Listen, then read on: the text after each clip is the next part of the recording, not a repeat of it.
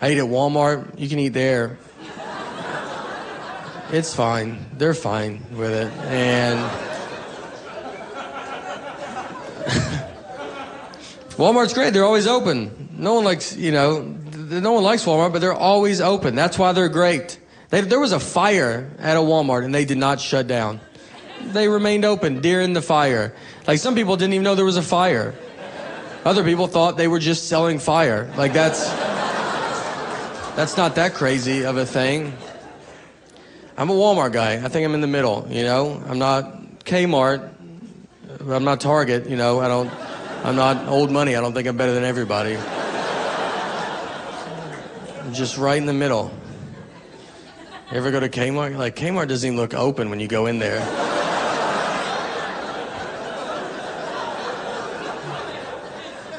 You just walk in, you're like, you guys about to close? Are you getting looted or something? You're like, no, we're open. Are you? Are you going to cut the lights on that side of the store?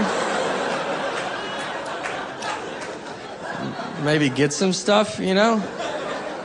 Kmart looks like where you go buy stuff if you're about to open a new Kmart. If you needed shelves for your Kmart, you'd go in there and be like, this is good. I think we're going to do it right here. There was a lot of Kmart's here in New York. I lived here for 8 years, and I loved New York. I loved the driving. That's what it's like. See, I think we should all learn how to drive in Manhattan. And because it's great. Everybody honks at everybody, just screaming, yelling. That's how it should be. Growing up in the South, no one honks ever. People just sit at lights, and they're like, if you don't want to go, I totally understand. I'm probably not going to go when I get up there. So let's just wait it out, you know? Let's let traffic die down, and we'll get home tomorrow. I once had to take my car to get it fixed, and I go to, like, this mechanic. It looked like it was just, like, this dude's house. And I go inside, and there was a line. There was, like, people in there. So we're sitting there. They were taking forever. And we're all getting, you know, pretty upset about it. Finally, one of the fellow customers just starts yelling at all the employees. And I was like, this guy's great. Like, I loved it. Like, I would never do it, but I like when other people do it. So I was like, good for you. Just keep yelling at him. And he keeps yelling, and then a mechanic comes over and is like, you got to calm down. You can't yell at us like that. And the guy keeps yelling. I'm like, this guy's great. Like, he's getting stuff done, you know? Like, nothing can happen. I was wrong. Because they fist fought him. They fist fought him, and then they just dragged him outside, and we just watched it. Like, we were like moved up, and we're like, that's crazy, right? And just like, I guess that's what goes on here. Like, that's an employee handbook. It's like, what are you gonna do if someone gets upset? Well, like, you to fight them in front of the other customers so they get it. And then drag them outside so people driving by get it as well. You know what our motto is? Our motto is, what'd you say? That's what I thought you said. Keep your mouth shut. Yeah.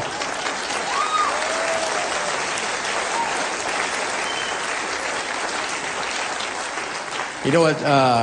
I tweeted about it when it happened, like afterwards, like that was funny. And they found me. That's how crazy they were. They found it on Twitter, and they were like, hey, could you follow us so we can send you a message? I was like, how about I got the message, all right? I got it. I'll delete the tweet, don't worry about it. They were crazy. I love the craziness of, like, New York. A lot of homeless people everywhere, that's great. They're everywhere, though, like all over the country. They travel really good. And you go by, you ever see homeless, because you see them asleep on the sidewalk, and I always feel bad, but every time I go, a homeless guy is asleep, I always notice they go to bed at a very reasonable hour. Just walk by. You'll be like 9 o'clock. You're like, that guy's going to get a solid 8 hours. I'm going to toss and turn. He'll be to work on time, you know? One homeless guy, once he asked me for money, and I was like, all right, here. And I gave him money, and he was like, it's good you give money, man. This could happen to you. You could be homeless by tomorrow. And I was like, I don't know about by tomorrow. I was like, I have a lot of friends and family, you know? Like, I have to get rid of all of them in 20... I don't have time to do that. I would have to kill them all, and then I would just go to jail. I still wouldn't even be homeless. So I don't even think I could be homeless, you know? It'd take a long time. Very forced. Maybe that's what his message was. Maybe that was good. I don't know. When I first moved to New York from Nashville, I was here 3 months, and we would always like do comedy, then we'd go eat at a diner really late. So one night, I'm sitting in the back of this diner with some other buddies, and this guy walks in with a CNI dog, but he was pretending to be blind, like he's not blind. And I could tell. I'm really good at like telling when people are fake blind. And he walks in. First of all, he makes a big announcement to everybody, like, "Hey, I'm blind. I'm blind, everybody." And he started just walking around, just knocking everything off everybody's table. Like, "Oh, I wish I could see what's going on, but I can't because I'm blind." And he had a CNI dog, but he was leading the dog around the whole time. Like the dog never got in front of him. And I was like, it doesn't work like that. You know, I don't think the dog builds confidence. And he's like, "Why don't you do some of these on your own? I just want to see, like, you know, what I'm dealing with." So I'm watching all this happen. I'm getting pretty upset about it, you know, because I just moved to the north from the south, so I still cared about people at this point. And now I've been beaten down by New York. Now if someone like died in front of me, like, really, right in front of me? All right. Yeah. You just tell you, like, don't look at him. That's what he wants. All right. That's what he wants.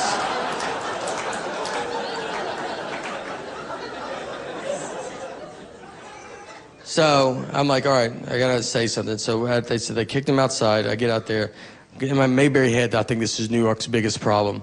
So I walked over and I was like, "Hey, what's wrong with you, man? Like, why would you pretend to be blind?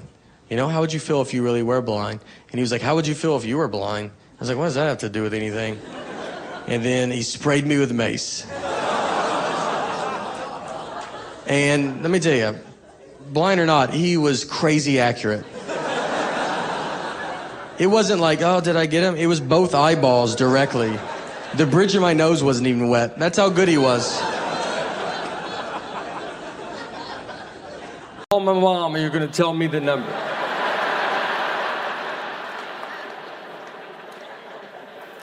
If she doesn't tell me, I type in 90 minutes and I walk away.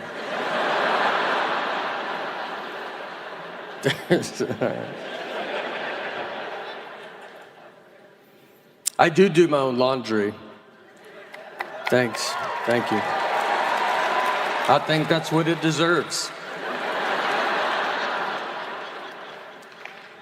My mom did my dad's laundry growing up, so I thought all wives do husbands' laundry. And I've always done my own. And to be honest, I felt it had been forgotten about over these past 17 years. The sacrifice I was making that other husbands didn't have to make.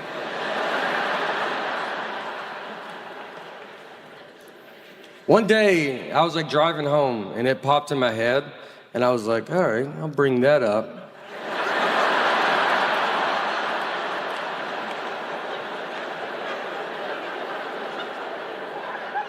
I mean, I didn't bring it up that day, you know. I was like, I'm sure there will be a time where we'll be in some fight, I'll be losing this fight,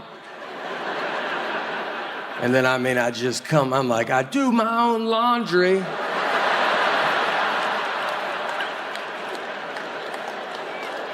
She's like, fight's over.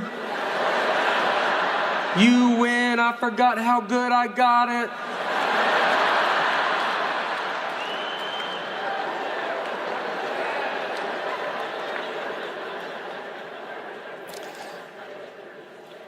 So I sit on it for like 6 months, like a long time. We finally get in a fight. I don't remember what the fight was about. Nothing. I don't know. It wasn't laundry. I remember that. So I'm losing this fight. And so in my head, I'm like, this is it. I mean, I was sad to see it go. That's how good I felt. I felt bad for her. I mean, I was like, she thinks she's winning this fight. I'm about to drop a bomb on her right now.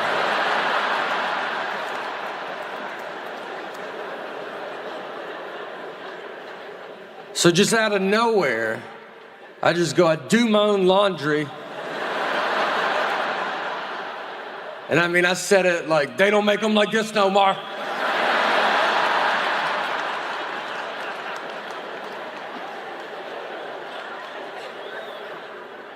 I was shocked that it started a second fight I never saw coming.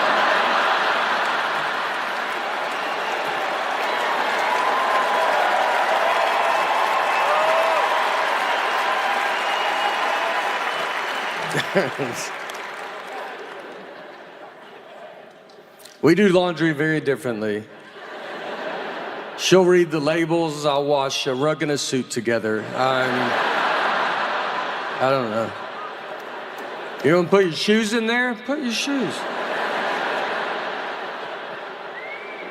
The washing machine's always a foot from the wall when I get done.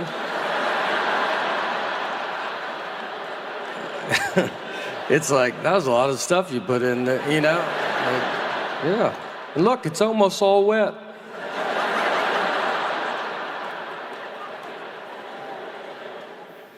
I travel a lot, obviously, so she'll be at home with our daughter. We have a wonderful daughter, as you have seen. And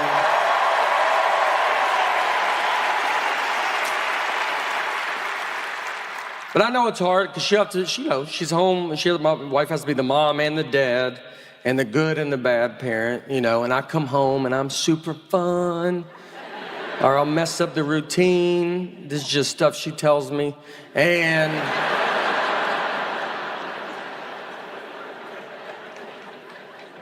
like when I go home, I'll go lay in bed with our daughter, and then we get in trouble for talking. I'm not the one talking, by the way, but we get yelled at as if I'm the one talking.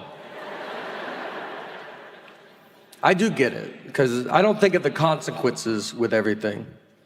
Like, we have one dog. I would like another dog. My wife does not want another dog, because it's a lot. It's a lot to have two dogs, because you gotta open the back door and let two dogs out.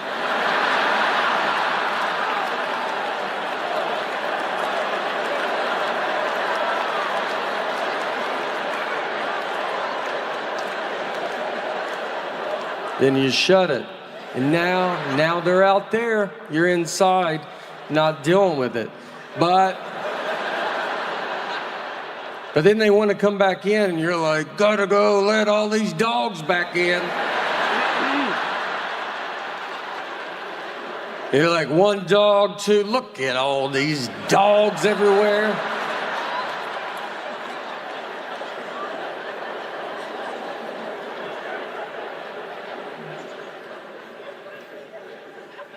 Look, to be honest, I've never taken care of the one dog we have, but two would be fun. Our dog sleeps in our bed, and someone told me you're not supposed to do that because you lose dominance over the dog. And I asked him, I said, what year do you think it is?